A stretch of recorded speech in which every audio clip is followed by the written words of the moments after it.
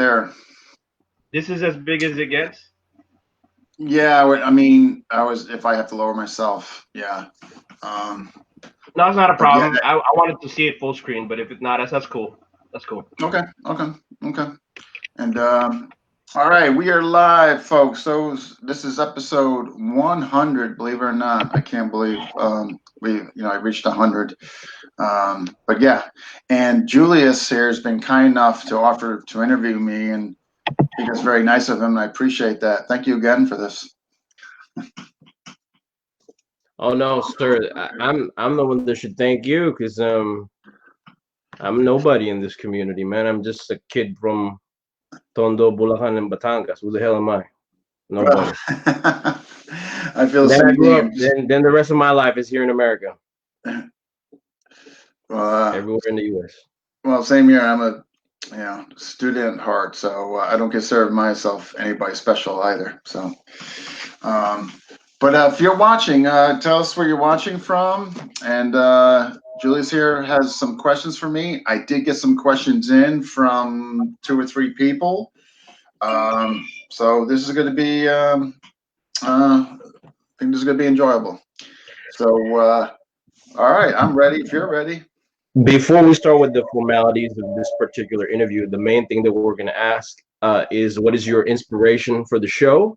One, and what are your plans for in the both in the immediate and the far future? So my inspiration was, and this is where I had to give, full credit to, Dwight Woods. Dwight Woods, if people don't know, runs a JKD podcast. Runs it very well. And I was very fortunate. Burton Richardson asked him to interview me what I was doing for the kids colleague program, and I was so humbled and honored that he chose to interview me. And that when it got done, this is going back like a year and 4 months or so. I just enjoyed it, not so much for being interviewed, but from the perspective of what he was doing. I just, I found it really neat and just interested. And the other thing is I wanted to give people a chance to be heard that maybe, didn't have a big name or what have you. At the same time, coincidentally, there was really nothing going on as far as, a voice in FMA.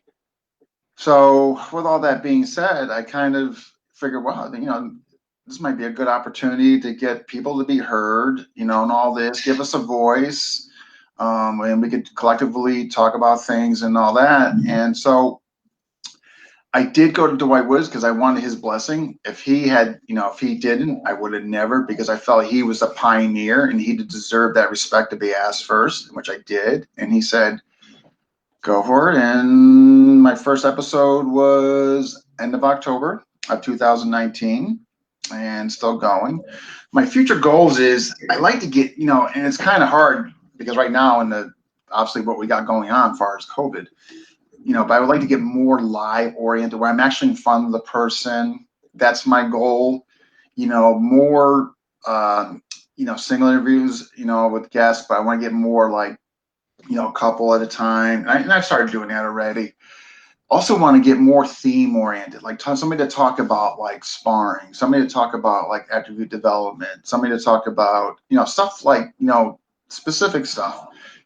Still interview people for their journeys and all that. I definitely will never get away from that. So there's those are some of the, my some of the future, and everything's been going really well thus far. You know what I mean? I just hit over 500 subscribers in a year. It's not world, record breaking, but it's growing slowly but steadily. Never had a guest walk off, nothing negative. The challenges have been some of the politics. You know what I mean? Like, there's people that I like to get on, but I'm not sure because they might have some issues with some of my instructors. That's so the kind of crossfire I'm caught in. Do I serve the audience, or do I also have to have allegiance and also be mindful and respectful of my teachers? And I think what's going to have to happen, I'm just going to have to go to my teachers and just say, hey, look, people are asking me to interview this person. I really want how you feel. That might be the solution. I don't know, but that's really been the only challenge, thus far, and other trying to get as many people on. So, yeah, but so that's been, pretty much it, and all that, my future challenges and inspiration. I like that. So, am I getting interference? No. No. Um, so the main thing is, as you start different people that you interview from FMA Discussion, you got to ask that first question, like, how did you get your start in FMA? So that goes back to my first exposure was when UFC came out in '93. I saw it, so I was really going from an MMA lens. So the first school I went to was Ron Kozakowski, but he offered FMA. So I went down there seeking MMA, but when I saw what he was doing as far as FMA, I immediately switched gears and I went into his Kung Tao class as FMA and all that. It's been kind of history ever since then. So he was definitely my first exposure and all that, and that was my first stop. I'm still in touch with him. I actually had him on the show like a month or so ago, featuring his TFW weapons. So that was my first stop, and it was history ever since. So indirectly, so you have to thank the Gracies. Was that? I'm sorry. You have to thank the Gracies for getting you to, Yeah. How ironic! Like I went down there thinking, because I saw it on the UFC, but in reality, when I saw that, and I still did MMA, of course, and all that, but I really, it was FMA really the direction I went into. What's the primary styles that you practice now? So I'm primarily doing, it's been tough with what's going on with, COVID, but so it's been a lot of individual training, but I'm still getting with partners. So I still been LeMaco, KI, as far as practice, when trying to develop, knife grappling from various positions, so that's been of late. But again, everything's kind of been hit or miss because of COVID. You know what I mean? When I can get with partners, I can, but you got to be careful. Actually, he's on here right now. John Cuspis. Like I was going to Royal Island, but then it's been tough. You know what I mean? Like had to kind of cancel a couple seminars, but overall, as far as individual practice and when I can get with people, really heavily on the attribute developments of LeMaco, KI, and all that, and, Burton stuff, Amok, Tom Sotos stuff, all that.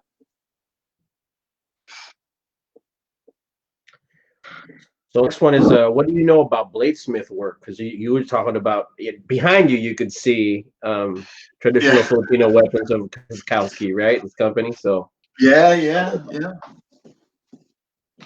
So one of my goals actually I would love to get like an authentic bladesmith on here. Somebody who really right from scratch from the Philippines or here. You know what I mean? I think that'd be really neat to get on this show. Me personally, I have zero experience and knowledge, but that's why I would like to get somebody on here. And one, not to, obviously education for me, but also for the community, maybe those who don't know, or know as very little as I do, Yeah. I'm looking forward to you going all forged in fire like this week. You know what I'm saying? I'm not making fun of. No, don't get it wrong. I'm not making fun of. No, I know. Oh yeah, I got you. Where do you train in Connecticut? Where? So, years back, I had my own school. I sold it. Just things were just, I had twins, and you just, one thing after another. The school was still going great, all that, but it was just really taking a lot from the personal life at night and home. So, but current status quo, before COVID, it was Keith Much, so Torrington Family Kempo. I've been teaching out of there, and hopefully we'll get back once this miserable mess ends, all that. And so I basically a group class there, a little of everything, burdens programs, what else, Avenir Kalis, a little of everything. But again, everything's just on hold. My private, I'm still doing my privates. Because I get, it's just one-on-one with a person and all that. But as far as the group classes, it's just been tough. So everything's just, as far as that is concerned, unfortunately, has been put on hold. So you talk about you had twins. I'm gonna kind of short segue here. I do have the list of questions I'm asking you, but how do you go about training your kids, man? How do you kind of indoctrinate them, like brainwash them, like you got to do this daddy ninja stuff by them? My daughter is really, really into it. My son, he does it too, but I think his interest will develop, maybe later than sooner. I hope my daughter though is really into it. She's when I'm again, this unfortunate mess. I had a kids group class, because I'm really really strong behind that, getting the kids involved. So I was teaching a kids class, of course, not anymore, but my kids were in that. They were doing well. But my daughter has taken it up a notch. She's really training with me solo. She's getting into, some of the sword stuff, not knife yet, I'm holding knife out, you know what I mean? So, but with the soft sticks and trainers, some sword movements, differentiating between sword and stick. I do a lot of hand engagement with her and all that. And so I'm going to keep just giving to her, I'm not one of those types. I want to live vicariously through my kids. When she wants it, I'm right there, to do it. But at the same time, I'm reluctant to pressure, you know what I mean? So because I want this to be like a pleasant experience, not like a burden, Yeah, because there's a sweet spot of what ends up happening is when you force them, they don't want to do it. Like what ends up happening is they end up hating it. And it's not fun it's not fun for anybody. Right. We got a bunch of here. John, Amon, Audie, Chad, John Rister. All right. So this is a side segue that I got this from because there's a couple people asked me. So number 5 is how can you can you recommend a top training program either through distance learning, video on demand, or DVD? We should, yeah. Yep. Okay. We should talk about that just because of the very nature that we're cooped in the house and it's quarantine. Yeah. No, it's definitely relevant. I think there's some really great stuff going on out there that people are doing, you know what I mean? And in lieu of what's going on. And I think Burton's got some great programs. You definitely need to get a partner of some of it. Tom Sotis from Huck, he is doing, Zoom if you want to get a hold of him. Highly recommend him. Brandon Ricketts, Vico Perrine, guys who I'm going to talk about when we talk about our, my instructors. They're doing stuff. If you want to get a KI training, here's the thing. Zoom is really coming to play because of the obvious. But I'm going to tell you something. It's not going away after this. You know what I mean? I think it's going to be a permanent tool and a vehicle to get information, supplemental, main drive, however you want to put it, but it's not going away after this. And I think it's very useful if, obviously, yes, you have to go before the person and all that. And absolutely. However, though, in times like this and to supplement your learning curve, I think it's absolutely fantastic. You know what I mean? And if you have the bigger the background and the more experience you have, I think it's even better. If you're new, I think it's good, lack of anything else, of course, but you're really going to want to get in front of a person. I think the more experience you have, the more time you have in front of people, I think it's easier to discern, discriminate, take what you like, all that. But I think it's, those are some of the guys I think are offering really good stuff. A good program, I highly recommend Steve Grody's night program, Cognitive, and the rest of the name escapes me now. On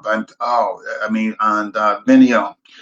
And I think it's like $100. It's a two-part program. I got it. And highly recommend that. So those are just some of the people that I've seen and all that I would recommend. Okay. How have you planned to grow old with FMA? Because that's a common thing. You see a lot of these GMs like 90 and they're like Yoda, man. And what changes in training and diet have you incorporated over the years to address this? Well, I think here's the thing, to me, you got to keep going.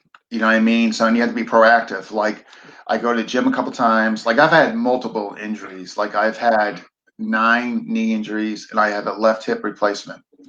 So I could just easily just sit there and say, man, I'm done. I'm going to take up golf or whatever.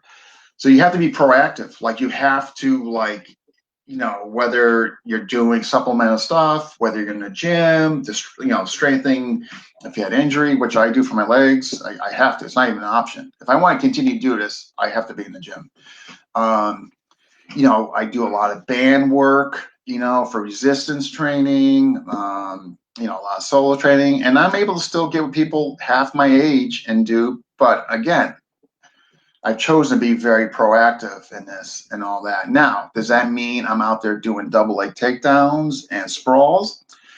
That's something I have to be like really careful about. So I kind of regiment my training around just being careful of that.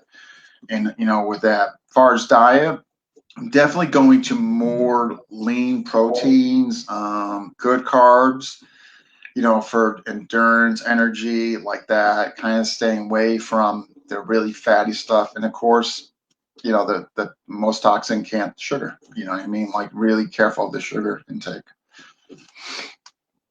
Okay, and the next one is what range do you favor? So obviously we're gonna X out ballistics and like further horizon range, because that was included in military arts back in the day. We're just talking about engagement with the blade, like largo, medio, Sure. corto. Like, yeah. I like them all. If I had to pick one, I would say long range, because I think that's where you really have to, your speed, your timing, your accuracy, your non-telegraphic. I mean, those, and I'm a huge fan of attribute development.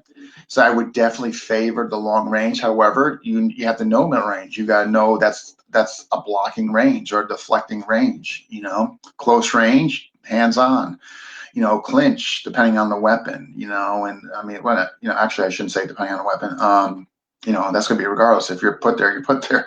And all that. Matter of fact, there was an interesting conversation in FMA discussion regarding Alvin, the MMA guy there I just interviewed in the Philippines, about stick grappling. And, the thing about it is, people say something, you know what? I'm telling you, you get somebody that bridges that gap really close on the roof block, you might not have a choice but to be in stick grappling range, whether you like it or not. Absolutely. I mean, I just, it's like, I was fortunate enough to train with Mark Denny, and Burton's program is essentially, his stick program is dog. I mean, Burton was a dog brother. So that's highly in there, the stick clinch and stick grappling. I mean, it's great stuff. I mean, the older you get, you got to be careful. I hope I'm not getting his name wrong, but I remember Chris Pirelli, I believe. He was a former Army Ranger. He was trained under Pagnetti. That sounds familiar. That name sounds familiar, although I don't know much about him. But then I've heard the name before, But you have to. In other words, I guess short answer for long. You have to. You got to play with it all. I mean, if you're advocating FMA and you're a teacher, I mean, you have. I mean, now, does that mean I favor one? That's okay, sure, but you better be fluent and understand. That you got to experiment. You know what I mean? Yeah. Like, Like if a student comes up to you and say, well, what do you do if somebody comes on the roof block and they put the stick behind your back and they're trying to do a cowboy walk and take you down? Well, you might want to know, I mean, if you're teaching stick, I mean, you might want to know about that. Or if they get you an underhook or overhook and they're thrusting you and they're going overhook. I mean, you got to, or they get you on the ground, they're trying to put a fang choke on you, or whatever. I mean, you got to know, or they're hitting at your legs. Do you leave your legs in front of the person? Well, I'm going to tell you something. Your legs are going to get so beat up so badly. So you know what you'll do, and it seems counterintuitive, you'll actually turn to the side so you can get roof and plume. I mean, depending on what you'll call a reverse roof block. I mean, it's just thinking, but how do you know this? Until you get in those waters. I mean, so Chris, yeah, I want to correct myself. Christopher Petrelli is his name. Yeah, might want to ask him a thing or two. Definitely. Paulo's got a question. What were you like back in the day when you first started? No, actually, very far from it. I was actually even shyer than now and quiet, very reserved. Just lacking confidence. But though generally, obviously enticed by this and wanted more and more, but very low key. Yeah. If you would ask me back then, would I be doing this now? And would I been teaching, having a show? I would have laughed. Yeah. It's funny because you just kind of answered the next question actually. Oh, which is? How often do you well, not really, but it ties into it. How often do you practice ground knife or ground stick in your training? Can you give like percentage numbers?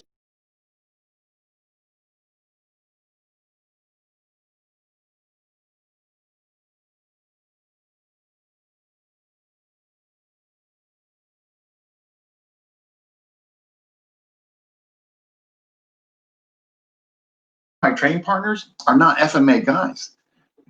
They're grapplers, actually. But what they do appreciate and what I can get them involved in is a knife, because everybody has an appreciation for the danger of knife. You know what I mean? So as of late, I've been doing a lot of knife grappling. My guy here who's on here, John Kuspis, but I haven't seen as of late, unfortunately, due to this mess. And as a matter of fact, just last weekend I did. My old training partner came by and all that. So more so on the knife grappling as of late, one due to circumstances, and it's just so relevant. You know what I mean with today. How often do you practice the trapping range? Do you train long range with a billiard stick or staff? Trapping range, I do, in my JKD, I do have certification in JKD. Sadly, I kind of put it on the shelf when I saw FMA. So as far as like Wing Chun, like kind of Pak Sao, Lap Sao, all that, hence, I mean, I'm not the person to teach anymore. You know what I mean? However, though, in the trapping range, but I still do like in other words, as far as a knife, offensively, if you get in there to C clamping, like more of the FMA kind of trapping, you know what I mean? So definitely when it's there and applicable, it's one of those things I don't look for if it comes up, just kind of like that. One of the area that I do need to work on, admittedly so, and I played around with the course, staff, I've done some of it, but out of all the like weapons and FMA, that's probably where I have the least work in, to be honest. You never know when that broomstick or billiard stick could come in handy. We never know. Yeah, I totally agree. So that's something I would like to absolutely need to incorporate more. Are you more stick based or blade based? And what other MA systems do you incorporate with your FMA? Blade. I mean, yes, I do stick. I appreciate it. I like it. It's not my favorite weapon. By far, knife is. That's where I put the most time and all that. I'm enthralled by, Espadilla dagger, Punta dagger, depending on system. I love that, the complexity and all that, and how it's just infinite, but definitely a blade guy, especially knife, because it's just so relevant today. It's what I'm going to, God forbid, if I did get attacked, that's probably, that's what, as far as the statistically speaking, what else? I got to pause you for a second. I was like, that Eastern Seaboard Marvin Hagler is coming out of your accent, bro. Brockton, Mass, right? Brockton, Yeah, Mass. yeah, yeah. Because he was like, "Here's Marvin Spine Hide." For 15. It came out because you were like Spider Durger. Yeah, Sparty Durger. Yeah. Yeah, and then you like Sonia becomes Sonia. But far as It's just a joke, man. It's just a joke. oh my God, yeah. Oh, God, I'm pretty easy. Far as what other arts I incorporate, something I've been doing. It's probably I don't know if it's been up to a year now. Piper system, just the system, just fascinated with. It's just so unique and different. I mean, I'm not saying the wheel's been reinvented, so I don't want to get that misconstrued, but just their approach, ambush criminal system. So I'm trying to extract, some of the bigger fake. I mean, because it's very big movements. They're on their toes. That weightless fall into people because it's an ambush system. So I'm trying to extract things from there. As far as FMA, with obviously Coach Lloyd's permission and I all actually that. believe a lot of that methodology, and let me explain why. As from my own thing, a lot Sure. of the best knife fighting systems in the Philippines aren't formal FMA. Really, it's some like prison systems, like New Bilibid prison. That's where you'll see like the best knife fighters. You know what I mean? And then Guys you who guys incorporated the drop step. It's almost like a Dempsey drop step. It increases the power of the strike, right? Yeah, where you're picking. So in other words, you're kind of picking when they're coming in on Right. their hand. I mean, just really. I mean, just like yeah. So definitely that. Like empty hand against knife. Like I don't really do a lot of FMA empty, as far as empty hand. Like I do have an aspect of the U drill to get your 2-on-1, where you're kind of preserving your center mass. So you could definitely say that I from the U drill for sure. But it's more, just levers from, just understanding levers from grappling and all that. Because again, when I get to, I'm going to lose, my two of my main training partners are pure grapplers. You know what I mean? So it really enhanced, So they like Habib, huh? They like Sambo, huh? They like BJJ I and will wrestling. smash. But one of them, both of them are known widely known in Connecticut for. So, these are not chumps, So, Um, how do you want to be remembered by the FMA community? I mean, it's because look, and just for me, I don't know the people out here like listening to your thing, but the FMA discussion is like the FMA Stephen K. Dow's FMA Digest, but in video form for like the 2020s. That's what it is. Yeah. yeah. So what we remembered for? Well, just one. I represented with integrity. I tried to promote the arts. I tried to bring unity within the community. I try to push the agenda, how we need to get our youth involved, our kids. Respect, gratitude towards my teachers. Try to emulate them. Try to, just everything along those lines, and also the instilling of students, something I'm going to, bring up, I'm sure with the other questions I received, that really instilling in this student that you are the most important part of like the journey, not the system, not the teacher. And I instill that in my students. Whatever I tell them, say, look, you should check this out. Don't take my word for it. I try to expose them. I also instill in them like you should check out other people, you should do this, never that kind of like cornering them and trying to covet them, so all when all said and done, those are things that I would like to be remembered for as far as the community. Cool. You know what, man? It's so weird. We went by this so quick. You know what I'm saying? Now I'm on question 12 already, man. Are you going to write an No, FMA I book? got a ton of stuff. So No, don't. I know that. Obviously, because that's what I was trying to do, is trying to do it so that we can Oh get to yeah, that level. Are you going to write an FMA book or video lesson? I'm saying for the main ones, it's like we got through them really quick. yeah. It's funny you just brought that up because it's something I need to talk to Bert now, and I have. Oh my God, how ironic. One of before I did Burton's program, Dan Against Knife, when I met him, there were so much similarities what I was doing and what he was doing, and basically what it revolved around was 2-on-1. Not playing, like not doing anything defensively speaking, where you're defending but you're not stopping. And we just had a lot of just similarities. He just happens to have a much bigger name than me. So, but one of the smartest things I ever did, so people can't say so, as I put it on DVD, my 2-on-1. This is going back to 2000 and Illuminati, bro. yeah, yeah, I know. 2000 and early 2000s. My training partners are on there and all that. Not to sell, not to, but I just wanted it where like, hey, I got it right here. It's on DVD. It's dated. This is what I did. And all that. And Burton knows. Like and all that. So where I'm leading to, as far as that goes, is that one of the things again, which I alluded to, that I spent a lot of time on, or the most time on, I should say, empty hand against knife and all that. What I think, and this is just like, man, this is really a rough outline.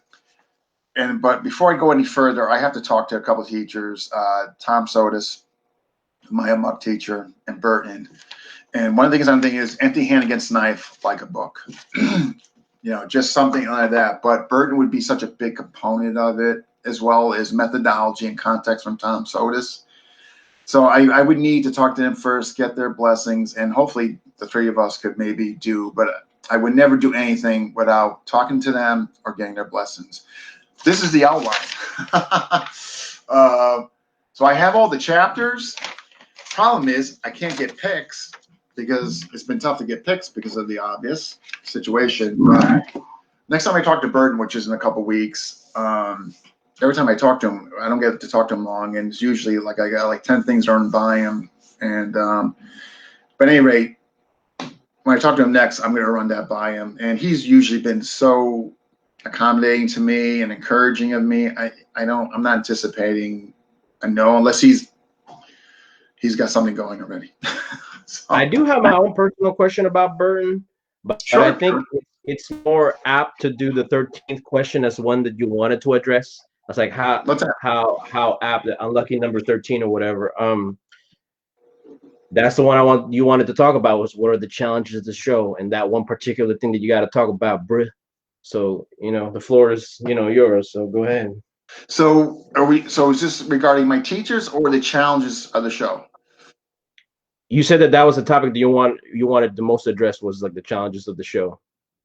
Yeah, no, which I mean, like, the one challenge when I brought up about like when we were first question about the inspiration of my show and all that. The challenge, being is that there's some people that I've been asked to have on, and I'm not gonna, obviously I'm not gonna just say their names on here right now. I mean, but the relevance is that, and it's only everybody and their mama know, bro. But just don't say it, but everybody and their mama know, right? Yeah, it's only been a few people, but like people that have like at one point or another have had conflicts with a couple of my teachers. So the difficult position has been for me is, okay, well, if I'm serving the audience, I should bring on who the audience is requesting. The flip side of that is I also extremely have loyalty, respect for my teachers. So I haven't brought them on, and it's only a couple, thank God. Like, this is not like a major problem or a very frequent problem. I mean, thank goodness. So I think what the end result's going to be is I'm going to have to just like go to my teachers and just, but I'll cover that. But thank God, like again, hasn't been a big problem. It's just a couple names thus far and all that. So that's that. So my just one personal question is, Vern has done a lot for FMA in America. I guess for the world too. I just wanted to know what his background was. Is he an island boy? Is he from Hawaii? No, Burton was from actually a suburb in Los Angeles. Starts with a C, and of course Carson. Oh, is he Filipino? Oh yeah. No, Burton. Filipino? No. Burton. I'm not sure what he is, but I know he's not Filipino. No. That's funny because but he grew up right by them, you know. Yeah, no, but I mean, he the way he described it to me is he grew up in a very, ethnic oriented, different cultures and ethnicities and all that. But it was at Carson, and no, yeah, he has. I mean, we could just jump into my teachers now. Yeah, Yeah. to me, Burton is one of those guys, and I'm gonna just tell you about him is Burton will give you the range. If you're doing good stuff and doing that, not only will he encourage you and give you the reins, I mean, he'll actually make sure you're getting hurt. I mean, again, I got on Dwight Wood's show because of Burton, not because of me. And all that. So I mean, that here's the other thing about Burton too.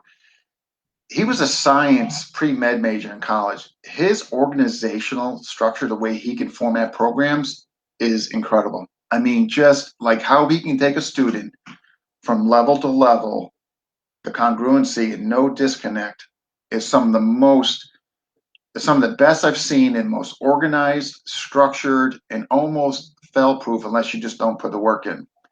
Um, he is just incredible. I mean, I'm telling you, he could take a garbage can lid for the street. I mean, garbage can lid for the street, head, hand. I'm just like he's just that good as far as making programs. And I mean, like if you look at what he's done, like his programs. I mean, I have a lot of them. Actually, I haven't gone through all of them, of course, but I have all of them. Just I haven't chosen to get rank in all of them. I guess is what I should say. But like they're just really just good stuff that is really functional. And Stick again, he was a dog brother. His night defense, I mean, some of that is just it's really good stuff. His C-Lot, his sword, his BJJ. I mean, I've seen it. His MMA for street. I mean, again, when people understand, no, he's not saying, it's mixed martial arts for street. He's not saying that you're gonna be going to UFC.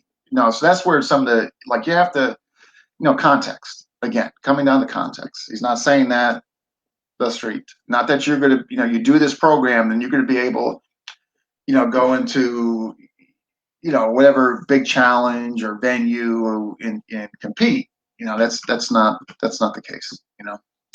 Before Burton, let's go in. I guess be good. We'll go in chronological order. So I kind of already alluded to Ron, my first exposure to FMA. From Ron, what I keep to this day is a concept of good triangle. And what I mean by that is shoulder, shoulder, third point, the person, the knife, the weapon. Yeah. The concept of good triangle. Now, where he got it from, I'm not sure, but that's something to this day that I still carry out from him. And of course, That's even shooting combat isosceles. What's that? That's even in shooting line sight picture combat isosceles. Yeah, right. So in my first exposure, my next stop after that was Chris Smith, who I got my Anasano blend instructorship from. Chris is who I still see today, actually. Matter of fact, just last week, matter of fact. The reason why he is so, he's the one that let us spar. Like, would just say, go spar. Like, find out where you find, I mean, obviously there was direction and correction. It just wasn't free for all. But my first taste of sparring was from him and all that.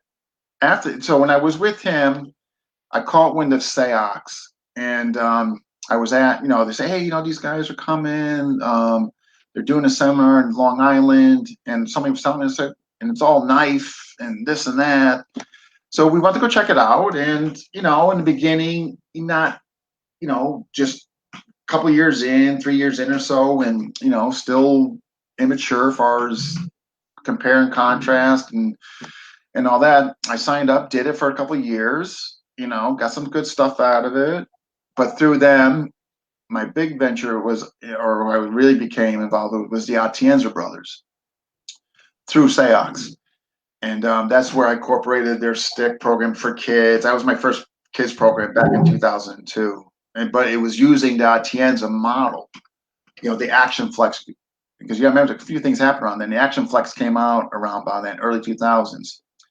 So they were very instrumental in my journey, not just from a personal point, but also from how I was able to basically use their program for kids with their blessing, of course.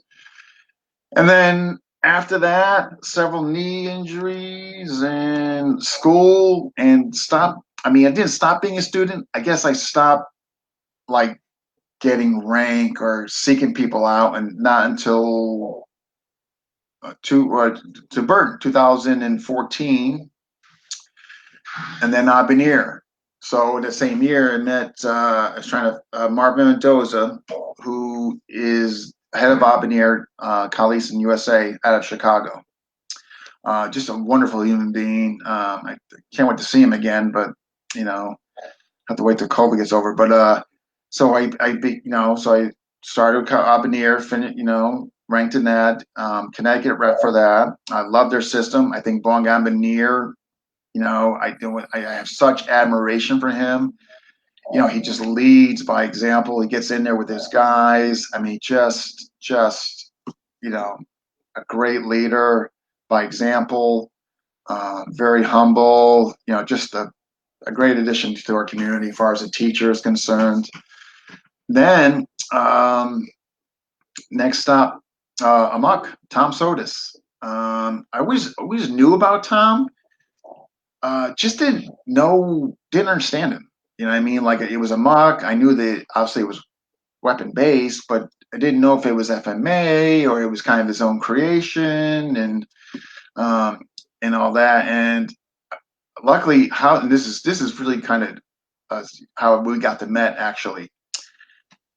He advertised some years back a Bob for sale, and I was the first one to get back to him. I'm like, yeah, it's like a $1.50 or something, at least 2 hours away. So I go up there to go get it. It's I'm like, man, for $1.50, I'm gonna grab this thing. I mean, new shipped, they're gonna be it's like well over 300. So we go up there. So I'm just expecting I'm gonna give him money. I'm gonna buy this Bob, and I'm gonna be on the road. And so he goes, hey, you got a few minutes? And I'm like, sure. He goes, well, here, I want to show you, what I do and all this. So he maps out on the board his whole methodology, which consists of triangles: context triangle, fight triangle, practice triangle, training triangle, and the circle of functionality. And he just blew me away with his methodology, and still to this day, and been hooked ever since. And he's just incredible. People have not seen. Matter of fact, my first show was with him. If those who, it's well worth the watch. He is just incredible as far as that is concerned, and how he establishes context. I mean, just all that. And next was David Gould Lameko, who I still train with. Again, this miserable situation. I sound like a broken record. He was supposed to come up last year, but we had to put it on hold. So I'm hopefully going to go see him this year. But as far as attribute development, man, I'm not saying there's nobody else out there like that. I'm saying as far as my journey up to date, I've yet to see anybody teach it like he does as far as attributes development. It is just he was part of that backyard original group. That's why. yeah, I know. I mean, Edgar trained every single one of them to basically be dojo breakers. Yeah, I mean, it's just incredible. Like his, his non-tell, his sense of like accuracy, position, reposition, heavily on recovery. None of my other teachers have ever emphasized that as much as he does, or some, well, I'll leave that up. But just, yeah, and just, changed my whole way of like looking at things. I mean, and that was really nice of Tom Sotis to give me his name and recommend and all that. And lastly, who I tremendous respect for these guys, Vico Perrine, who's KI under a lot of time with Tony Dago, of course, a lot of time with Christopher Ricketts. You know, incredible technique, just like flawless technique. Really just somebody you aspire to have his movements, his motion, very clean, and that. So he's helped a lot with that. Because I'm running through Burton, but I'm kind of also with those guys. And the last person I want to talk about, Brandon, you know, and also just going back to, you know, Guru Hey Vico. man, there's Vico down there. Oh, is he? Okay. Oh, hey. You know, just like a great guy. Like when I go down there, just the hospitality, you know, just like over the top. But he's real. I tell you, I have to give, you know, like how I look today in training KI, as far as my form, is so really, you know, attributed to him. Um, you know, like I really didn't care how I looked. Like I just was kind of about like, you know, functionality and that. And he's really, really at like really give me that dimension and all that, and still continues to do so, of course. And I actually have seen it now, like the change and all that. So I'm starting to embrace that more and all that. You know, because I'm seeing the importance of it before. Like I just didn't care how I looked. Like I just wanted to be functional. Like I don't care if I look. Whereas now, like I'm seeing the importance of that. You know why that's relevant and important, and it's, you know, it's kind of due to him. You know, so a terrific person. I highly recommend anybody who's watching this. If you like want to for KI, you say, you know, Vico Green down in Dallas, Texas. Just I highly, highly recommend him. Just great guy, reasonable, very highly respected in the KI community. To me, he's probably the best in the U.S. You know, in my opinion, honest opinion, from I see people move. You know, I'm not saying I've seen everybody. Those who I know of in the U.S. teaching, let me phrase it that way. Those who I know are teaching in the U.S., unless I don't know them, or they're, you know, or they're very low key. Like to me, he's probably like up there the best. I think, you know. Yeah, form and functionality on one. Yeah, I'm trying to learn get that. We got to follow that up. We got to follow that up with one of the relevant questions that people ask is the Yeah. importance of training partners. One, which I guess you kind of somewhat answered already. And what's your favorite training module or modality?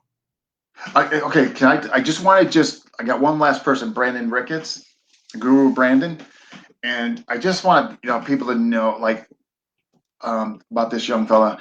You know, he's like half my age, whatever, but just incredible. Like if this, you know, and the reason why I say this, I'm just bringing about his age. I just think what he could do, like we need somebody like him in our community. You know, like he's young, like just innovative. And I tell you, to me, there's like three elements to a great teacher. You know, one, their instruction, their demonstration versus their verbal explanation for you to get it. He has that. Two, he displays the art just as good as anybody. You know, three, he really advocates sparring. So to me, he has those three things under his sanction, and that's it. And same for Guru Vico. Um, and the reason why I want to just spend a little time, you know, talking about him is that, you know, he's really kind of low key because he's helping his family, the restaurants, his brother, and all that.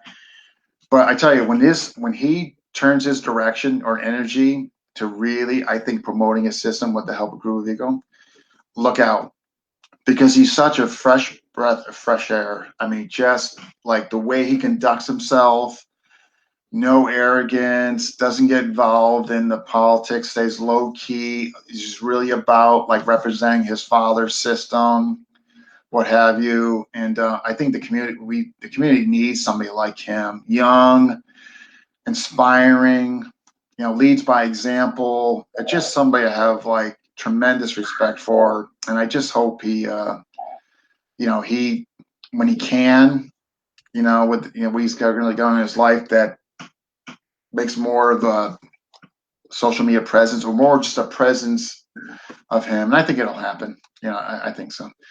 But that was it. I just wanted to make sure I didn't leave him out.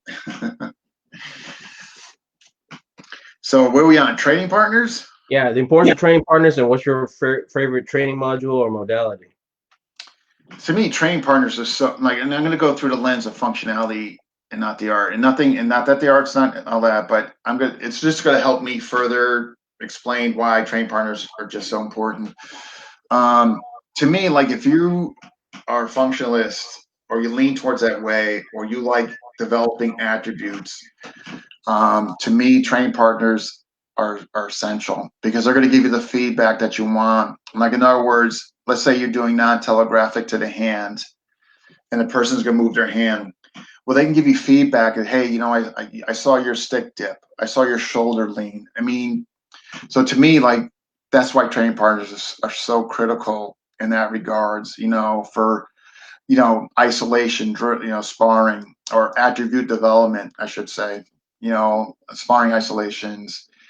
The other thing too is though, they have to be like-minded because I'm going to tell you something. Like, if let's just say, okay, I got these guys to train with, but if some of them are more geared towards the art and some of them are really geared towards like finding good answers, let's just say for reverse grip knife attack, so whatever coming at you, you're going to have an issue because the people that tend to like the art, whatever, are probably going to be in conflict with the people that are really looking for functional direction and what really comes out under pressure and all that. So again, I guess what I'm really trying to say is you got to have like-minded people, because if you don't, it's going to be you're not going to get the best out of that training session and all that. And it's not to say, and again, I don't want to get misconstrued here. Like, there's nothing wrong with the art. Absolutely, if that's what you like, I think that's fantastic. But I want to just exact context here. I'm talking about like I'm going through a functional lens where all that. So I hope that doesn't offend anybody, get misconstrued, because that's not the objective here. But they again, and then a training partner should be your worst thorn. They like some of them should like aggravate you. Like, I mean, because they should really try to hold you where you can't do something, where they should try to make it miserable for you. I mean, that's their job. Like, they should really try to make it miserable, like whatever you're trying to do. I use knife because it's just a good example. Let's just say, like, one guy I worked with, incredible grappler, and both of them, and on the ground, he just, man, it makes him miserable because his grappling is so good. Now there's a knife in there. You know what I mean? But that's his job. Like, he doesn't make it easy for me. It sucks and all that. But I know I gotten further along as opposed to have a false sense of making it easy for me. And yeah, you know what I mean? And it's kind of it's fake. You know what I mean? So I think that's really important. And a couple of guys I want to just make mention of that are my John Kelly and Glenn Ryan. These are two guys that like 20 years we're going, actually over 20 years. And they're grapplers, and we're that. So, grapplers are just, to me, can be some of the best training partners, depending on what, especially if there's anything involving clinch or grappling, and the example I just used as far as grappling with a knife, these guys make it miserable. But again, they're trying to help me. That might sound counterintuitive, but if they're really, if they're really trying to help you, they're going to make it difficult and challenging for you. And there's a few others. Gary Bradley helps me with KI. Chris Smith helps me with KI, and all that. But yeah, accountability. Mutual accountability. Guru Vigo just said it. we're less than an hour in. So I'm gonna do the rapid fire questions now. Is that cool? That's fine with you, because I can go through what people sent me. Absolutely. So okay, yeah, sure. Moro Baron or Campilan? Ooh. Gotta be quick, Dean. Oh, Campilan. Blade based or stick based? I'm sorry, what was that? Blade based or stick based? Oh, blade based. Kamagon or Bahi? I don't know. Kamagon. Aluminum or rattan? Aluminum. Whip or belt? Whip. Lechon or adobo? Double. Flan or pastries? Pastries. Swimming or running? Swimming. God, my knees. Oh my God, swimming definitely. San Miguel or Miller? San Miguel or Miller? San Miguel. Lambanog or whiskey? Ugh. First one I'm not familiar with. Whiskey. Oh man, so before you ask, the people that I gotta, man, Mama hate you for this, Mubaki, for real. You're Oh, getting me in a trouble, man. question from You gotta ask Mabaki. these questions. You gotta ask these questions yourself, man. Um, all I can right. tell you right now, there's going to be controversy. If they're coming, Oh and I'm just God. All all right. right. Let's hear. All right, these are from I'm Mabaki. just gonna read it. For context, right? Julius, hello, Mumbaki here. As I understand, you'll be interviewing Dean. I can't sound like a accent of mountain province person. This is gonna be fun. May I send a few questions to make the interview more fun? Smiley face with grin. I love to see Dean under the spotlight with these questions, so please encourage him to answer with brutal honesty. Smiley face grin. He's not provocative or anything, is he? If the FMA discussions will have an awards night like the Oscars and Grammy Awards, who do you think will get the following awards? The funniest interviewee. The funniest guy interviewed, Mm-hmm. who's also very articulate, good show. Paulo. Oh, okay. Paulo. Who Yeah. is the most serious guest? Most serious. Oh man.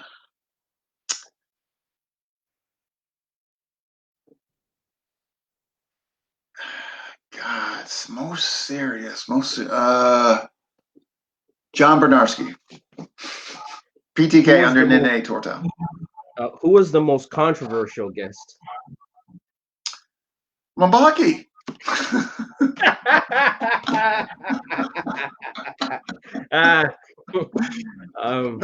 You know what?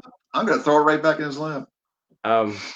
Who's the most controversial what was the most controversial topic? Oh, the term. Yeah, I would have to say maybe the term Kali. If I had to pick one. You probably asked me about that back in February or whenever you interviewed me, because I'm the one that did the dictionary.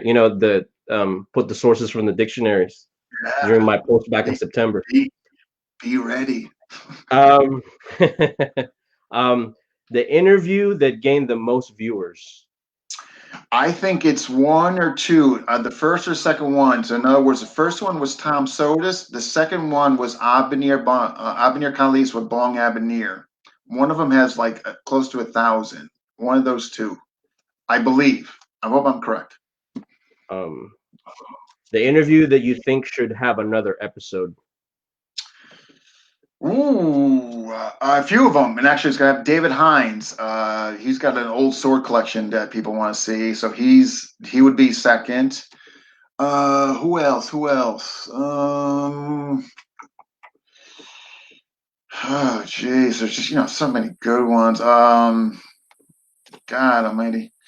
I'm gonna look at. You know what?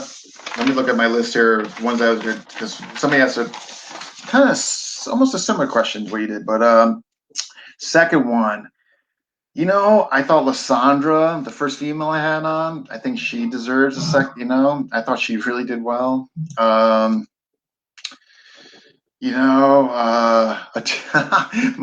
on here. Oh, jeez. Yeah, off the top of my head, those two. Without giving a lot of thought. Oh boy, you know what? I gotta prepare myself from asking this because Mobaki, bro, you want more drama than Mexico and Korea, man, with all them telenovelas and Korean K dramas, bro. No,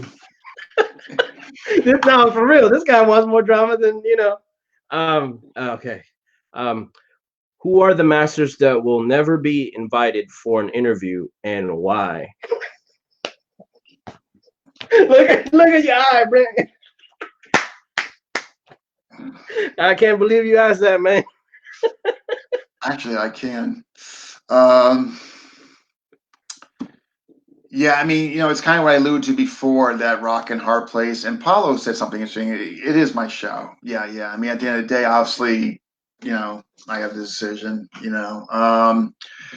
Everybody knows who the one person is. I mean, if you're an FMA and you know the community, or you're part of any FMA group, I mean, come on, you know what I mean? You know what I mean? Unless unless your head is in the sand and you don't you don't watch any of the threads or read any of the threads, or you don't talk to anybody regarding FMA politics. So obviously, there's a couple of people out there whose names are just going to be, but I am going to mention. No, I'm not. Yeah, then that's how I'm going to answer that. You don't gotta mention. All I gotta say about it, I'll be your, So someone make me Saint Benedictine, whatever, with the arrows and stuff.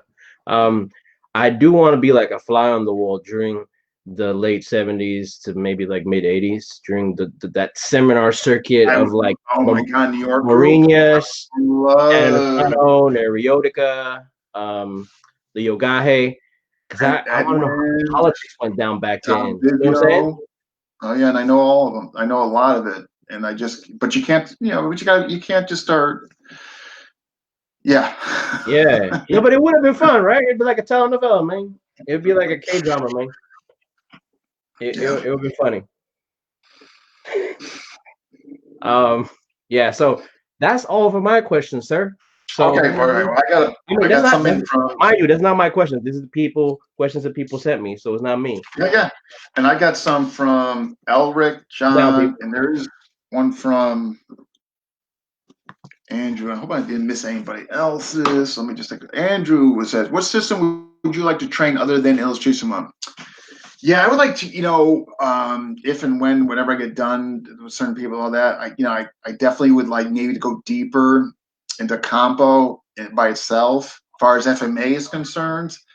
Outside of FMA, I'm really fascinated with Bondo. I think that would be something I would like to examine.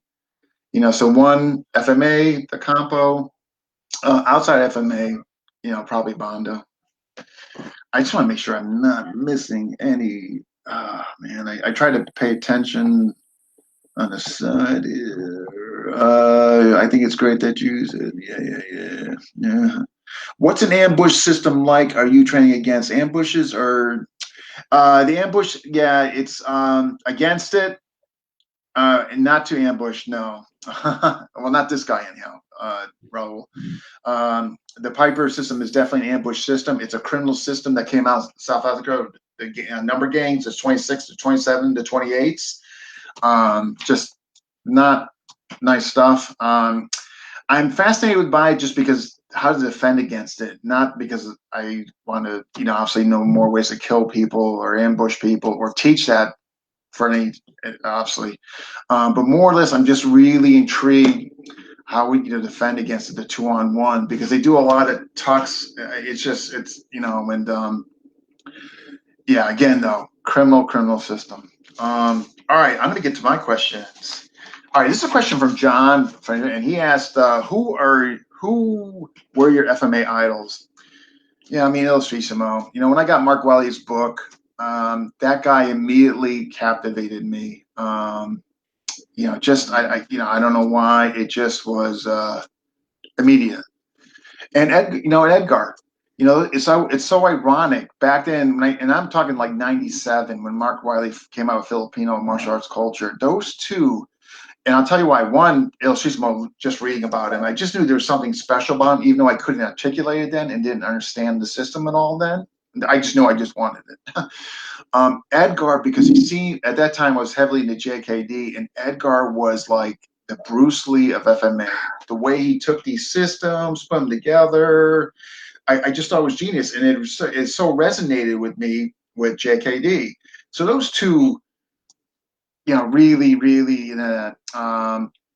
those two, yeah, you know what I mean. He was Unfortunately, really taken too soon.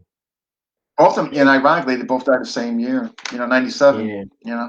Edgar was taken too soon. Yeah, agreed. He John liked to drink too much, man. I know, it's terrible. But second question: most hated aspect of FMA today? Yeah, obviously, I could just be generic and say politics, but it's true, politics. But more so, I want to go just beyond politics. The politics is kind of self-describing. But another thing is just something I not giving credit. you know, and this is just not due to FMA, but like if you get something, not giving credit where you got it from, I have a real issue and pet peeve with that. You know, whether it's a technique, a concept, a tactic, you know, I mean, whatever, just not giving credit where you got it from.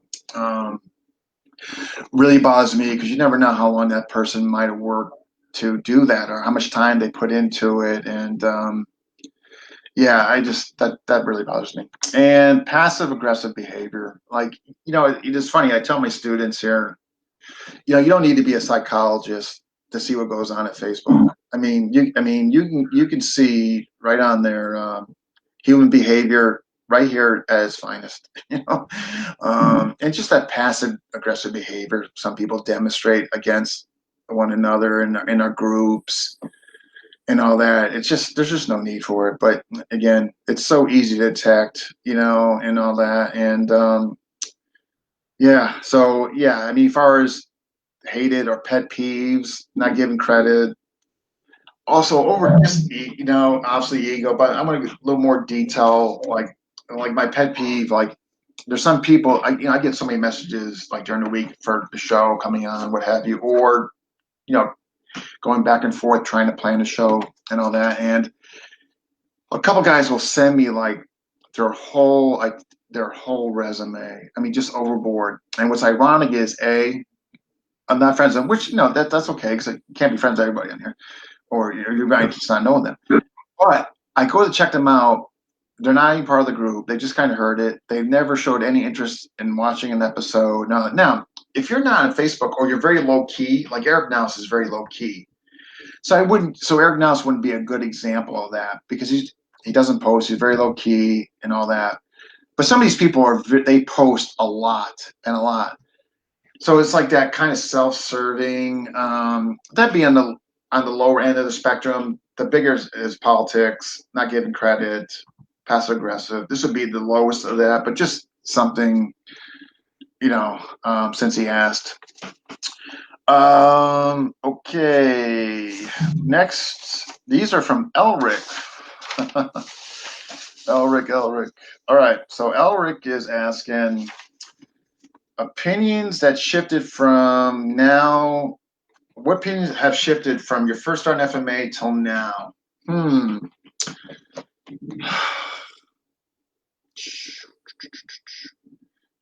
Just overall, like embracement of like the of systems. Like before, you know, I was kind of narrow-minded in the beginning, just not being exposed to, you know, a different system. So now, like, you know, my compare and contrast is, you know, I think is more enlightened. You know,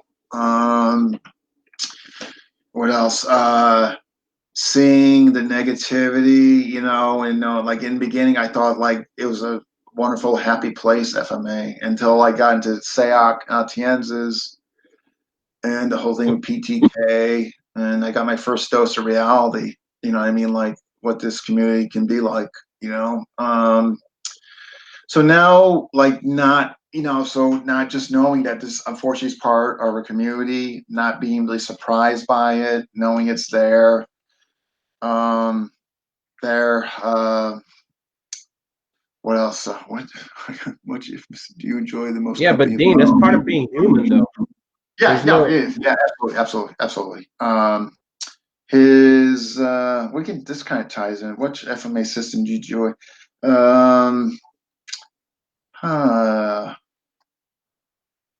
That's probably Paulo. That's a great question. I'm just trying to think though. In pre-COVID, my training partners probably doing knife. You know, when this ends though, I hope that get together more people. You know, that's another thing too with this whole miserable mess. Like I've met so many people through these interviews and all that. You know, that I hope to meet actually in person one day. You know, but give Elric, and I'm going to definitely get to some of these questions I haven't seen on here. But knowing what you know now, what would you have done differently as far as your path? This is a great question because this is something like I wrestled with, like, oh man, did I waste all that time, money, and when I could have done this, I could have done that, and just that coulda, woulda, shoulda. And I'm going to tell you, looking back now, because I'm doing these interviews, I wouldn't change the thing. Even though I left systems on good terms, I don't have, nothing. I never had fallen outs with people. I still wouldn't change a thing because it really gave me like just an overall comprehension of what systems do differently. Got to meet different people. It gives me when I'm doing these interviews, it's been very instrumental in these interviewing people, because I know you kind of get to tell if they're legit or if their background's legit based on the names they say or the time frames they're pointing out to and all that. So not a thing. But I tell you, early in my career, I kind of wish I did change things, but now looking back, nothing. All right, number 4. What advice would you give for new folks at FMA? Oh, this is okay. You are the most important piece of the journey. Just take it from somebody who's gone through this. You get in these bigger systems, and you're kind of like a number coming down the assembly line because you're all doing the same thing and all that. And it's kind of how you and all that. But just I would find a system that really, is totally vested in you and your journey, and not just anything else but that. Because in my opinion, the system or the teacher are not more important than you. Your journey, and that doesn't mean to be disrespectful. It just means that you have to advocate for yourself and what you want and your journey. Like if you're at a seminar, and you don't know for sure it's not and all that. I mean, test stuff out. Like, obviously don't question, be disrespectful, testing the person right there on the spot, but take it home and all that. But, because I bring this example up is because I was one of those guys in the beginning in some of these systems. I didn't question things. I found out when I brought them back to those 2 train partners that I alluded to, and I saw somehow those things just failed so miserably. You know what I mean? But question like politely, and you know what I mean? Like, there's a way, but again, you are the more important piece. I see like some of these systems where they get so indoctrinated and cult-like that the system is bigger, and it's just, no, you are the most important piece. All right. How did your interviews change some of your, that's a good one, Doug. Good with Tom Pena.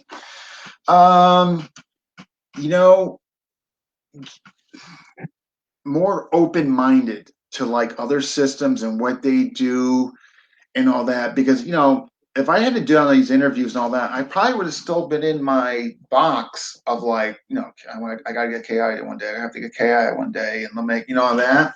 We're doing these interviews, like you get to see what other people are about, and you get to see that we actually have more in common than differences, and that. So more open to seeing things,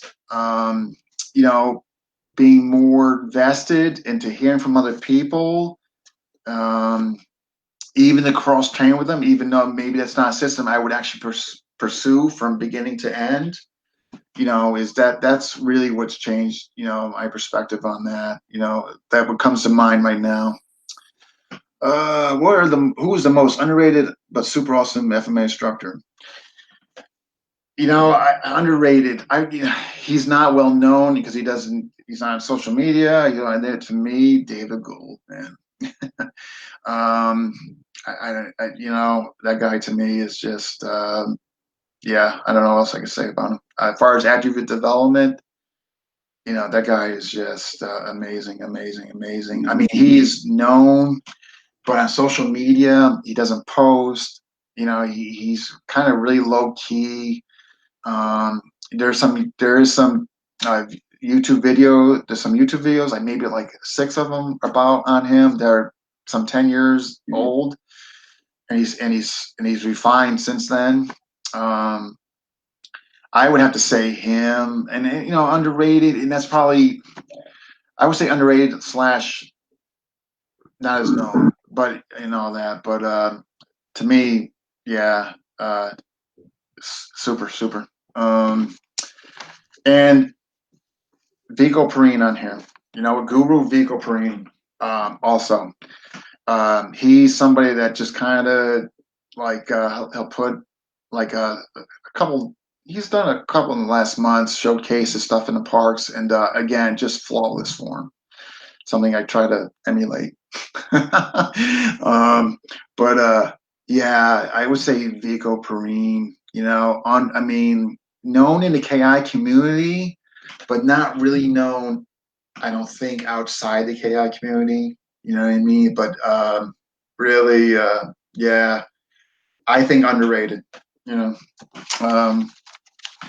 So I want to make sure I'm not missing any questions. All right, so we got back to Elric's number 5, training goals for the future. Basically to be always the best version of myself. Like I'm not in contests with anybody. I just want, to be the best version of myself so I can be the best version to my students and be a good example to my instructors, get to, as far as the training goes, always to investigate new things, refine my current attributes, always looking to improve and refine on those. Something incidentally I've gotten received from Guru David Gold. Those that would be as far as that. I'm just want to, and okay, this is a kind of a fun question from again. 20 memorable moments as far as the interviews go. This so Paulo and Grandmaster Poggi. I mean, that's up there. Who else? Roger Agulis, just when he was talking about the attributes, I thought that was really, like maybe that stood out to me. You know what I mean? Tom Sodas talking about methodology and all that. Burton's first episode, which was I forget what episode, really in the beginning, was a really good one. Lysandra, the first female, that was good. Professor Jocano on the history, the forefathers, that was up there. David Hines, a guy I didn't even know about, and killed it in an interview. I mean, killed it. Bong Avenir, and then I did AK USA about all the reps in US, all 3 of us, or 4 of us rather. Jay and Greg, Sonny Umpah's reps there. Oh my, those guys, man, they put on a show. The 3 I had Guru Jeff, Guru Vico, and Brandon. That was the first time I had 3 people on. That was neat, memorable. The father and son, Bruce and Chris Chu. That was memorable. Father and son, that was kind of neat. Had Doug, colleague Doug. He does the 6 podcast, so it's kind of neat to bounce each other what we're doing. Carlos brothers, because they're brothers. That was neat to have them on.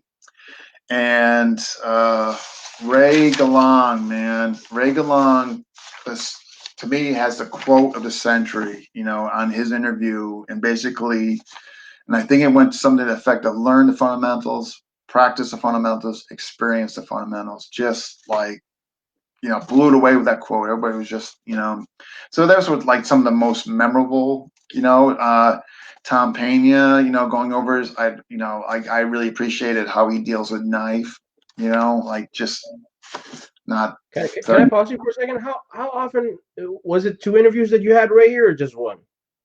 Who's that? Ray Galang. Did you have him here twice?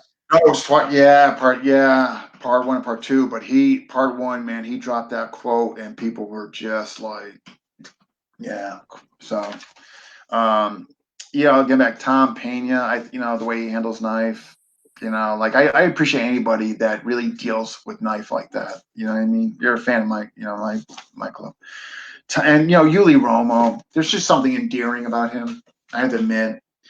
I don't know. There's just something really endearing about him. So he was fun. Yuli. Steve Grody about his program. I'm telling you, man, Steve Grody, one of the best kept secrets. There's somebody that's underrated. Steve Grody, Paulo. That would be my 3rd answer. And here, what I want to do though, I want to give. There's some people that watch this show, like, who've been really jump on when they can. Obviously, not everybody can watch it all the time, and that's obviously an unrealistic expectation. But I just want to give thanks to these people that really have, have done this. And then I want to mention GM Renee and his fundraiser. Obviously, you've been supportive, Julius. I mean, Jeremy, Carl, Jeff Cruz, Agua Vico, Brian Rodriguez, man, like superstar. Always, Tom Pena, Chad Bailey, just Paulo as of late. Thank you, Richard Packman, Jesse, James Irwin, Paul, Alvin, usually Jack, John Rister, just, sometimes GM Dan Medina's late, Jamir, Terry Joven, John Kuspis, my Ava brother, a lot, Jeremy, I mean, a lot of these guys, just, and I can't just tell you how much I appreciate that. When I get the show going, man, and you see those familiar faces, a lot of times I just want to but you got the guest on and all that, and so I'm trying to deal with the guest, but at the same time acknowledge who's watching, Guru comes on too, just I can't just tell you how much that means to me, Fatima, she comes on, but yeah, just really, really, means a lot to me. It really, really does. And all that. So, thank you all just immensely for your support. Bruce, another one as of late, and I get it. You can't always come on. You got stuff to do. Audie, but yeah, just Andres, there's a name too, man. He's always watches and comes on, and I just really, just really, really appreciate it. Zimbo, he's been on before. Yeah, I mean, it just, that really, really, I can't express enough in words, what that means to me. Because, without support, man, it's kind of tough to keep something going. You know what I mean? So they've just been, all those guys I mentioned, just, wonderful, wonderful. Dean, if we're right around closing time, can I offer shout outs of my own? Oh, please do, please. It's been great meeting a lot of you during the past 8 months in the FMA community. I've been a supporter of your show since the first few episodes, so I've been watching you since No, you've been right from the get-go. You, Richard Packman, Brian. No, I believe you, man. I know, right. I know. But in particular, GM Renee, Renee Thompson. Thank you. Yeah, the conversations I have. Fundraiser.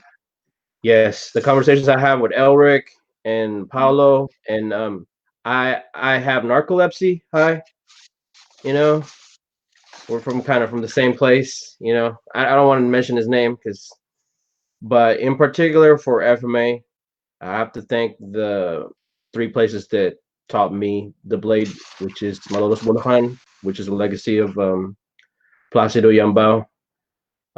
Santo Tomas Batangas, which pretty much the culture of FMA is pretty much dead. It used to be a hotbed of Espada y Daga and Balisong, and no one keeps the old ways anymore. It's gone. It died within 2 generations in both of those places. And then Eskrima that I learned from the different clans in the town of Luciana, Laguna. I can't mention them here because I'm not allowed to. But yeah, shout out to them and thank you. Without them, my personal journey in FMA would not exist. And I guess the final person, and we all miss him, even though he died when I was 12, 13, is Edgar. He was a key outside of the dance and the Princess Brothers, and kind of the nationalistic movement that was happening in the Philippines at the time. The Stockton people, the Hawaii guys. Mad shout out to Edgar Solida and Felisa, his wife and kids, and people still miss him. He was a good guy. Everyone liked him. Nobody hated him. Way too early, huh? Yeah. Yeah. Painful. Yeah.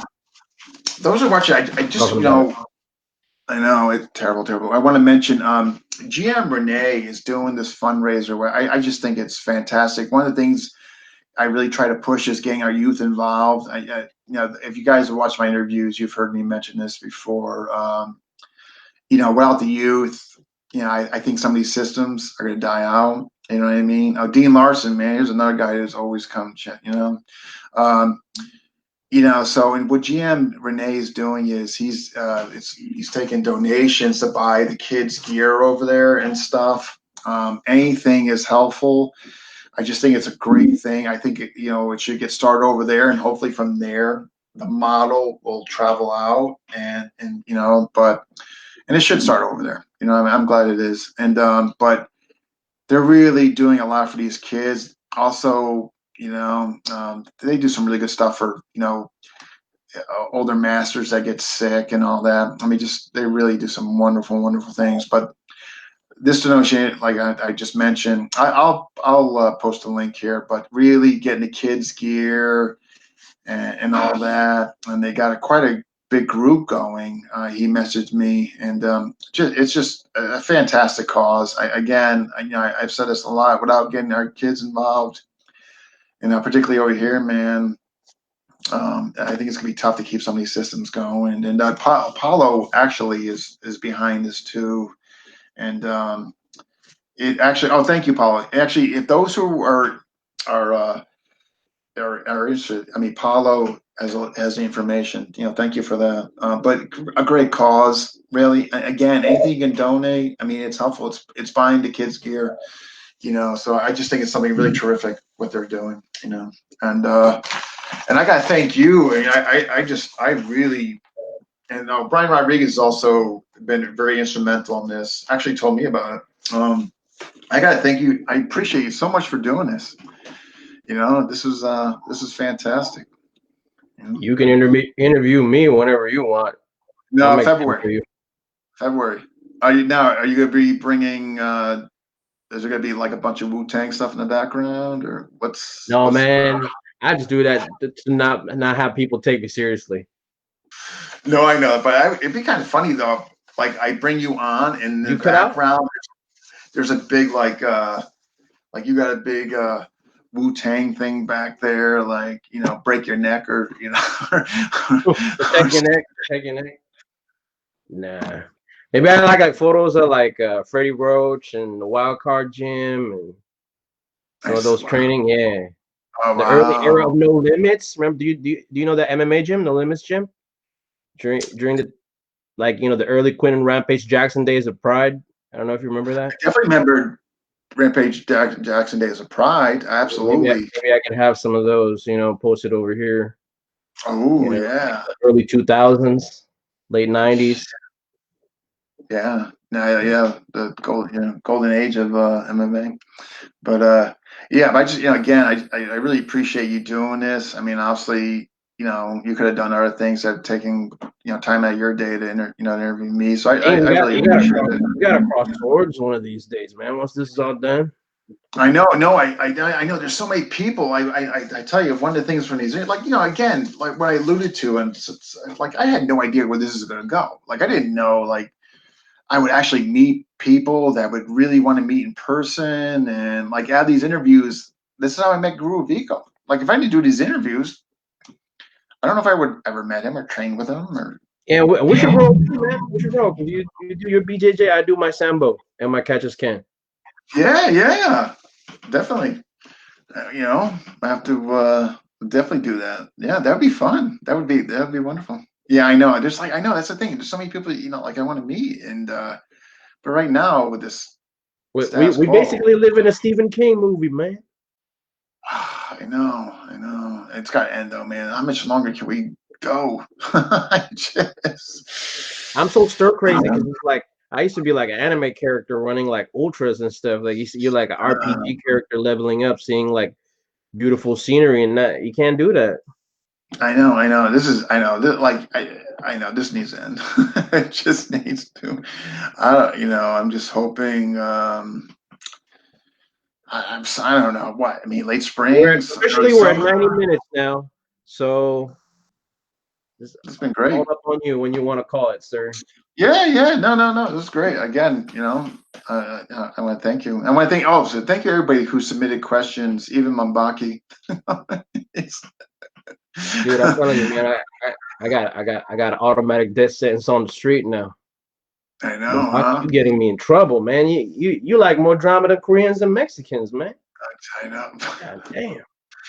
So, hey, you know what? Though I answered all of them, but that one, so didn't do bad. You know.